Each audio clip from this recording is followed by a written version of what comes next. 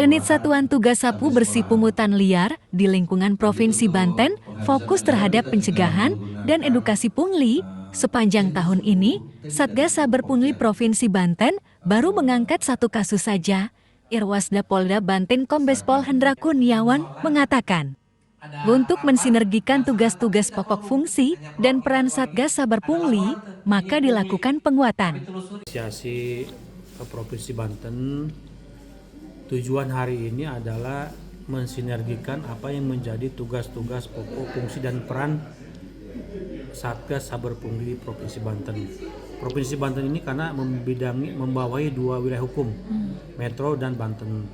Hari ini kita seperti belanja masalah bagaimana pelaksanaan kegiatan UPP Provinsi maupun UPP Kabupaten dan Kota. Saya melihat mengevaluasi kinerja Satgas pencegahan itu nilainya sudah cukup bagus tadi, sekitar 3.000-an lebih. Satgas lain juga sudah mulai aktif, cuman terkait Satgas penindakan kita sepakati semua hari ini masing-masing UPP Provinsi maupun Kota kedepannya satu kasus. Evaluasi kita hari ini baru untuk tahun ini baru satu kasus saja, karena memang dukungan anggarannya masih belum mencukupi. Harapan kita ke depannya bukan mengedepankan Satgas tindak, tetapi Satgas pencegahan dan edukasi atau sosialisasi. Harapannya tumbuh kesadaran masyarakat untuk tidak melakukan pungli, kemudian tidak terjadi juga meminta upah dan lain sebagainya. Kira-kira begitu. Sementara itu, PLT Inspektur Provinsi Banten Ratu Syafitri Muhayati mengatakan, penguatan Satgas Saber Pungli ini sebagai upaya untuk mengantisipasi hal itu. Lanjutnya, program OPD itu harus tetap dikawal oleh APIP lebih kuat lagi agar tidak jadi temuan berulang. Selain itu, mayoritas temuan pungli itu berasal dari aduan masyarakat.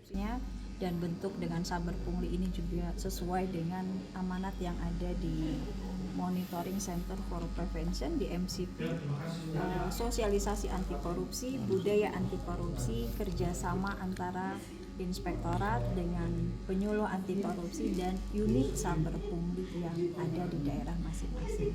Jadi bentuk hari ini adalah bentuk upaya pencegahan anti korupsi yang dilakukan dari pemerintah Provinsi Banten, mengundang seluruh UPP Kabupaten Kota dan Pokja yang ada di UPP Provinsi. Jadi kalau penguatan APIP itu bukan dilihat dari cuma bahwa APIP-nya lemah. Nah, jadi upaya penguatan APIP itu kan aparat pengawas internal pemerintah. Nah, bentuknya dalam hal apa?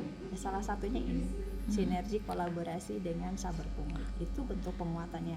Misalnya kemarin Rakorwasda itu penguatan APIP, bentuknya kolaborasi dengan inspektorat seluruh kabupaten kota. Apa sih yang kamu lakukan? Kamu bisa nilainya 85 gimana? Oh, berarti di sini best practice-nya kurang nih. Kita bisa menimba ilmu, misalnya di MR-nya mereka sudah menegakkan MR, implementasinya ada di provinsi. Oh, ternyata belum loh provinsi, kemana aja. Nah, itu bukti perjalanan itu bentuk penguatan APIP. Seperti yang semalam experiential learning. Nah, itu bentuk penguatan APIP-nya dari mana? Kita mau minta nih best practice-nya Jogja dengan jumlah SDM-nya sekian, dengan yang di Provinsi Banten SDM-nya sekian, kok nggak ngena ya? Apa sih yang kurang? Berarti itulah bentuk-bentuk penguatan APIP. Bukan hanya penguatan APIP itu APIP-nya lemah, tapi kita mau meningkatkan seperti apa dari secara keseluruhan ya, bukan hanya anggaran, bukan hanya itu tadi, sebetulnya lebih kepada SDM berkompeten, SDM profesional, SDM adaptif, ya dimulai dari kitanya sendiri.